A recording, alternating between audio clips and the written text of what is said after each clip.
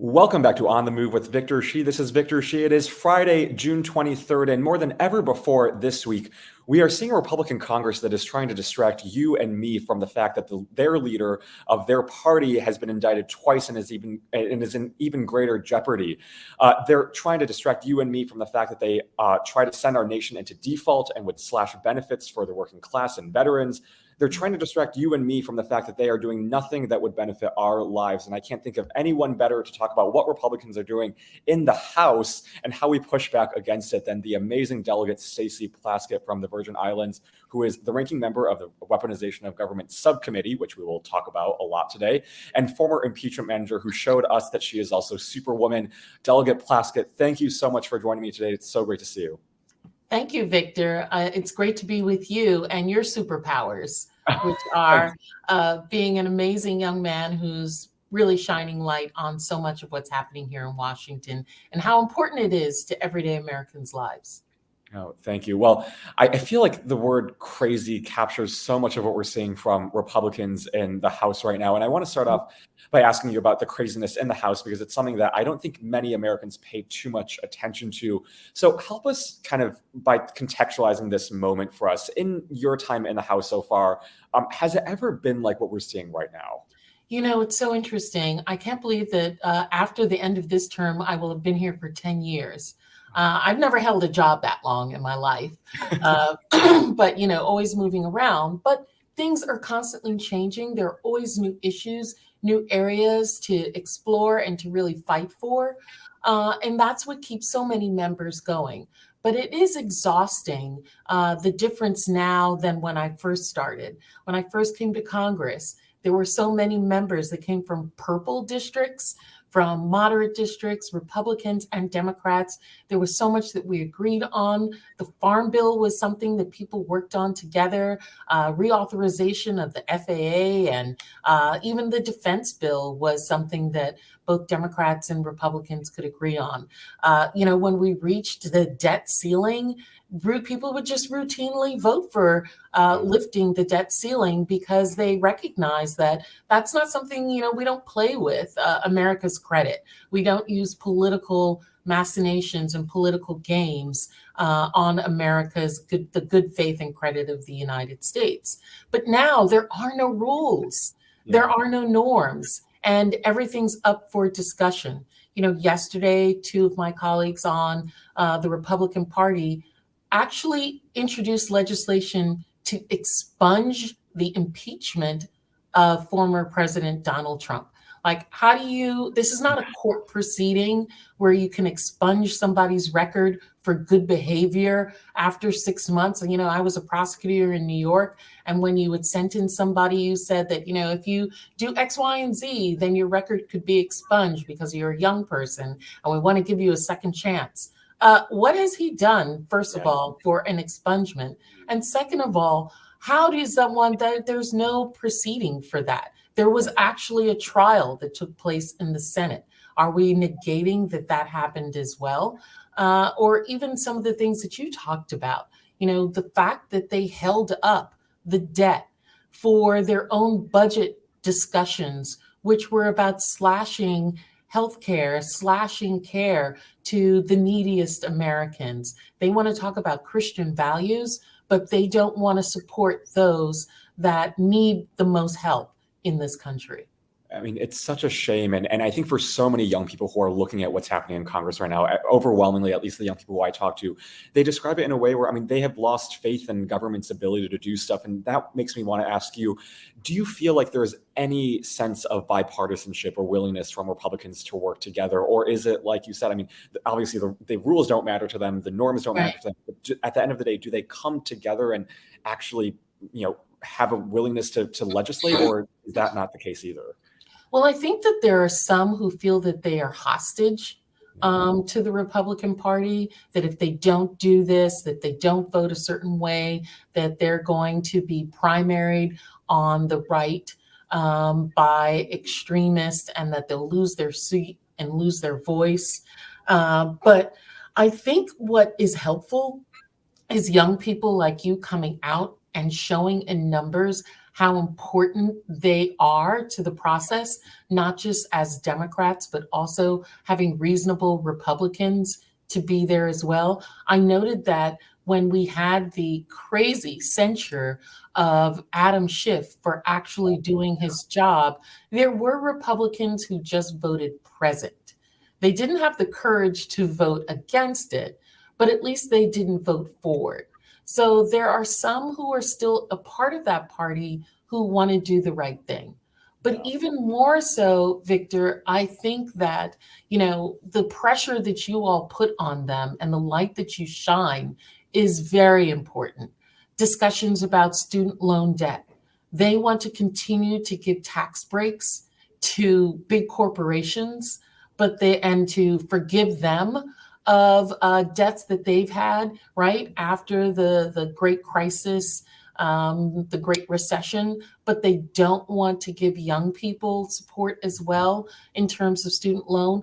I think recreating that, shining a light on that and what they're for and what they're not, and what they're against is really helpful to try and sway some to the right side and to get young people like yourself out to vote. You all made such an incredible difference in the last presidential race, and we don't want you all to not come out during the midterms, right?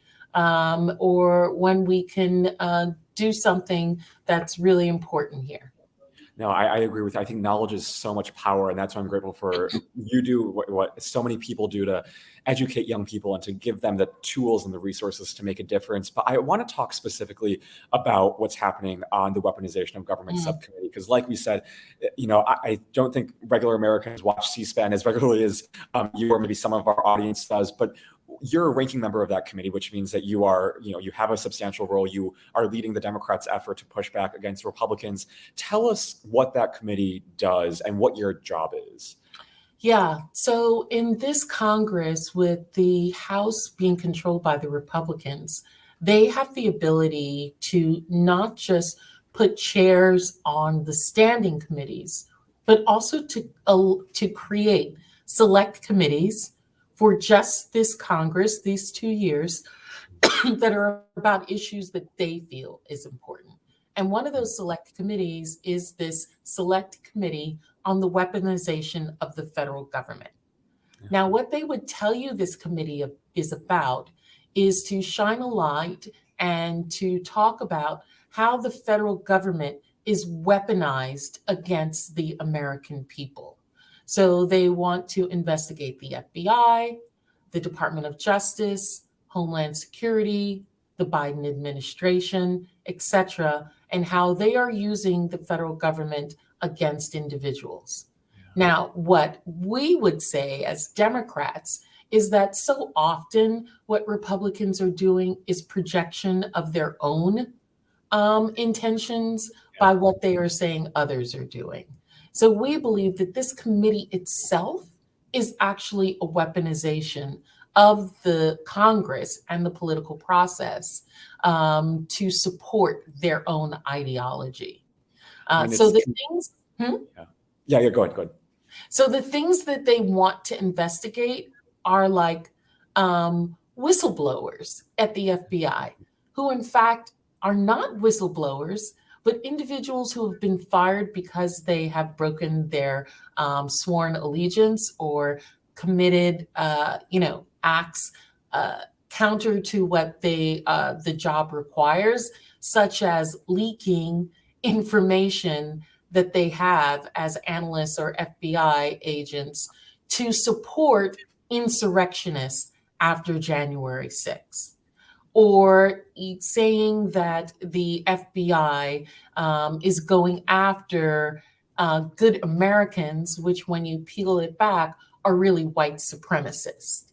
So those are the kinds of things that we are concerned with, because what they're doing, Victor, is eroding America's confidence in the FBI and in the Department of Justice, in the IRS, and basically the rule of law.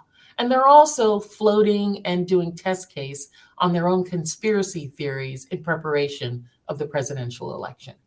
I mean, your counterpart on the Republican side is Jim Jordan, which is a terrifying thought to me. I mean, this is someone who you mentioned what Republicans are saying this committee is for, and it's convenient because you have Jim Jordan, who is also subpoenaed multiple times, and he hasn't responded to any of his subpoenas, but yet he's still subpoenaing people, which seems like it's just hypocrisy in broad daylight. But Is not even concerned with the fact that he hasn't answered a subpoena and wants to subpoena prosecutors in New York, at the Department of Justice, who are doing their job. That's just crazy. It's crazy. And I'm wondering what's been your strategy as the ranking member to push back against what Republicans are doing and to kind of take back the narrative and make sure that Republicans don't get away with peddling nonsense and lies on live stream, C-SPAN, or in the public?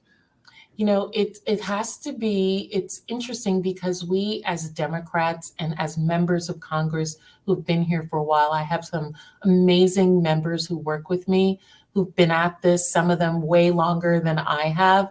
And so in leading this side of the Democrats and having been appointed by Minority Leader Hakeem Jeffries, we want to be the truth sayers. And so we have to also have a shift in our mindset that we can't always follow the procedures. Things can't be business as usual. So I was explaining to someone how normally when a witness speaks, I would allow them for their 5 minutes of their testimony to just talk, right? But I can't let someone say blatant lies and talk about other members on the committee in a non-factual way, and then let them have a 2-minute tirade that they're then going to post on their own far-right social media channels that will be detrimental to the truth. So interrupting people, really using the rules to try and stop them from the shenanigans that they try to do, focusing our time on dispelling untruths by their witnesses, and even trying to come up with out-of-the-box witnesses on our side who are going to counter narratives that they're putting out.